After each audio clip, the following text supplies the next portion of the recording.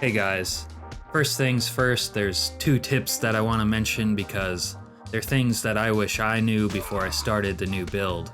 And maybe you do too. The first is that you can forage and interact with things that you see on the ground, like rocks, logs, mineral deposits, and so on.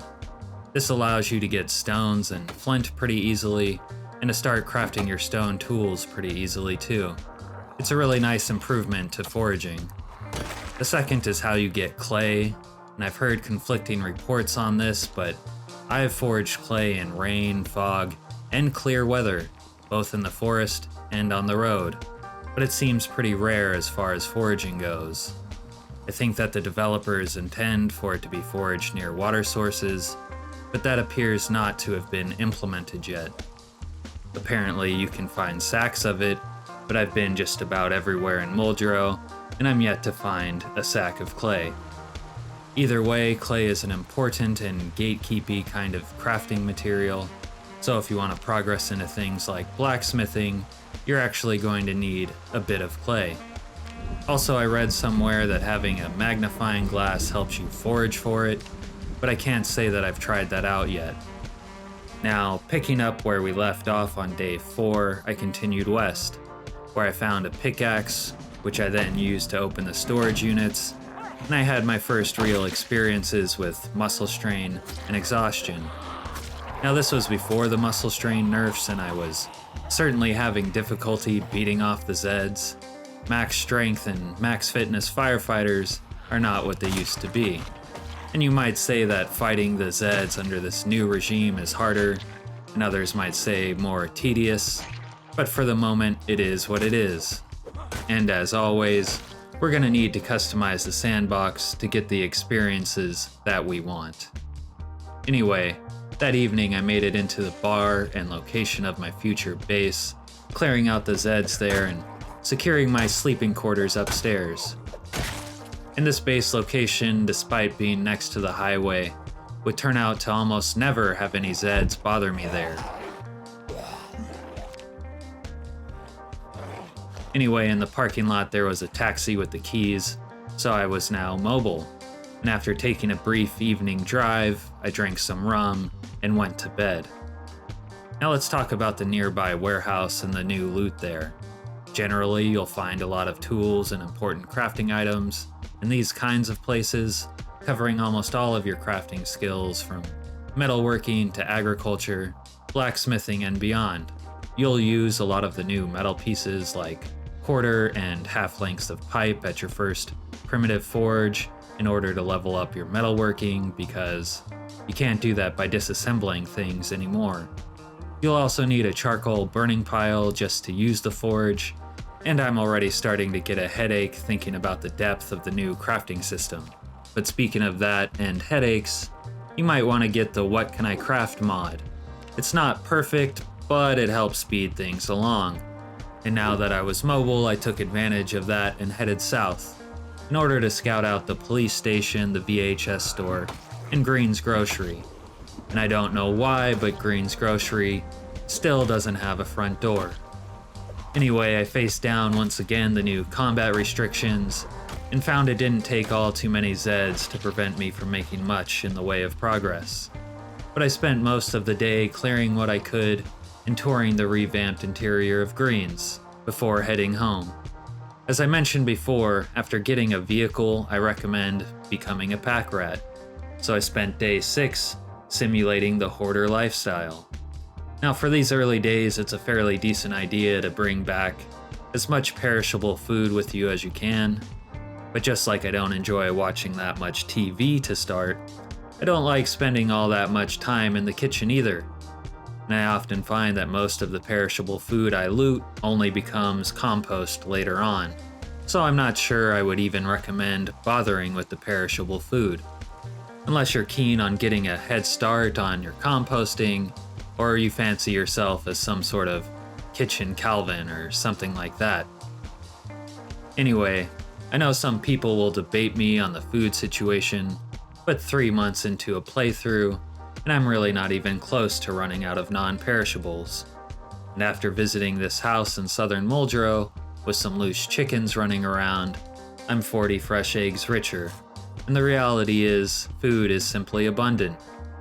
But as far as loot priority goes, once you're in hoarder mode, you should probably take almost everything that you find. Fill your backpack up, dump it in your trunk, and repeat.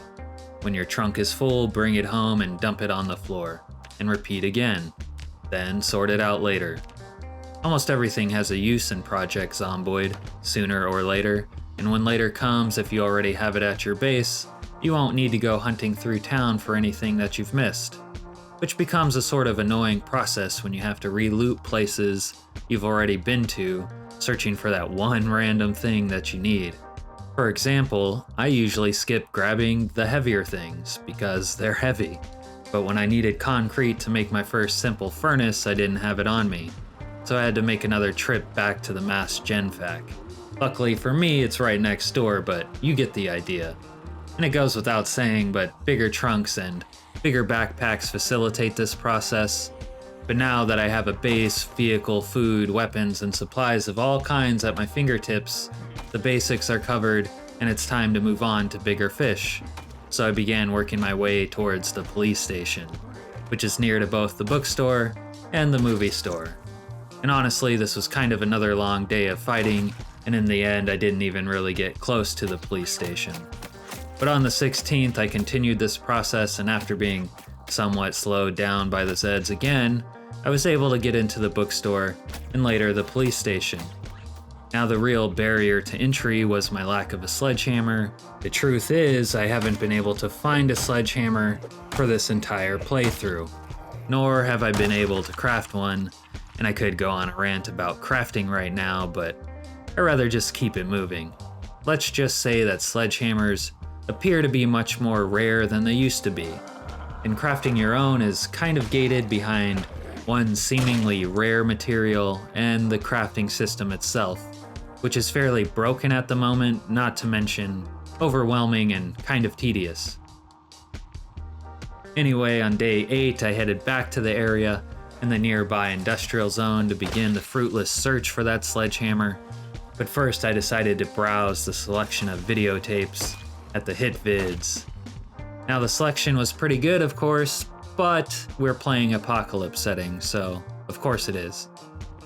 But what I really want to say is that the renovated VHS store looked very nice, and kept up with the general awesomeness of the newly renovated Muldraugh. My search for the sledgehammer, on the other hand, at least offers an example of how and why evading Zeds is now probably easier than before with their random traits and their slowness.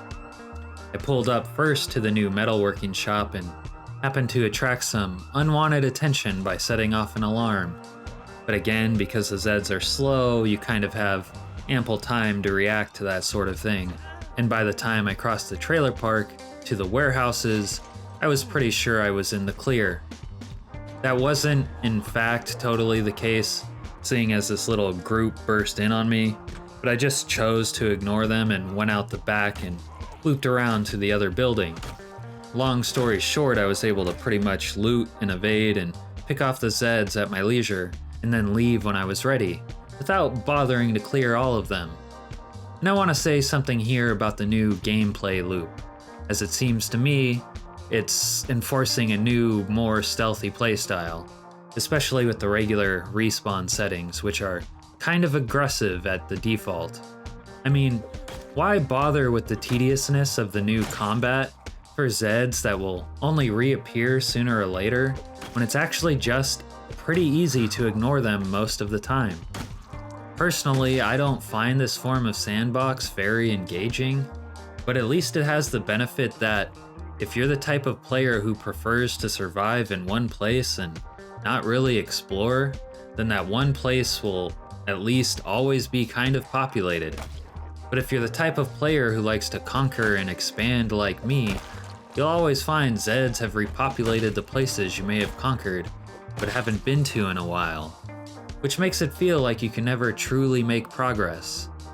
Personally, I prefer fighting massive hordes for pieces of territory and more or less clearing them once and for all. But that really isn't the game in apocalypse mode, so I'm going to make a sandbox settings video at the end of this series and go over how to create the sort of sandbox that I'm talking about. Anyway, tangent being concluded, let's return to the police station, without the sledgehammer, where I would have to make do with the pickaxe. Now, there wasn't too much gun loot in total. I guess this is still Muldraugh after all, but there was enough to get me started. As I've mentioned before, if you clear a location, it's safe to sleep at. So I took my own advice and spent the night in the new basement of the police station, and the next day I tested out the shotguns. The double barrel unfortunately wasn't as awesome as it used to be, and hitting multiple Zeds wasn't much of a thing either, at least at this aim level. Now I found I could still hit more than one by splitting them with my crosshair, but it really wasn't all that powerful, nor did they really move or group up in such a way to make shooting them like that very feasible. But other than that, the shotguns worked like normal, and I would get the standard 2 aim levels after dealing with all the Zeds my noise and the helicopter event could muster, which wasn't all that much. And other than this moment of low-stakes cinema, it was pretty smooth sailing. And because it got somewhat late and I'm somewhat lazy, I decided to just sleep at the police station again. And I would recommend you guys pick up this habit too, because you can't always be going back to base. It's too time-consuming, boring, and tedious. So when you're out and about, I suggest that you look for locations that would be safe and convenient to sleep at. And maybe you take the time to clear them out before going on about your business. Also, you don't really want to be driving at night anymore. It's just too dark to see. Sleeping on location helps with this. Anyway, the following day I spent some more time with the shotguns. It seems that the JS2000 variants are still the best. And while shotguns are still strong, they are not the power spike that they used to be. Later that night, I planted my first crops, which would all die because farming is now more nuanced and I didn't know what I was doing. Apparently, there's this thing called growing seasons, and you need to read the seed labels to know what those are, and then you need to plant accordingly. Which honestly is a sensible update to growing crops in Project Zomboid. Farming has always kind of been a little shallow, but now it's got a little depth to it, and that's probably a good thing. And if I keep going now, I won't be able to keep this video a reasonable length, so I'm going to call it here. We'll explore more of the new Muldraugh in the next one, and maybe get into more of a rant about crafting, I don't know yet, but crafting's pretty boned at the moment and kind of killing the vibe of my playthrough. And speaking of that, I'm going to be making a separate video with like 10 or 15 tips without the playthrough, and probably go a little more into depth on crafting there. But I want to make another video to condense down things I've learned so far in Build 42 into one hopefully short video. So keep your eyes out for that. But if you have anything you would specifically like me to address in that video, or the next one in this series, let me know what it is in the comments. Alright, I'm out. Peace.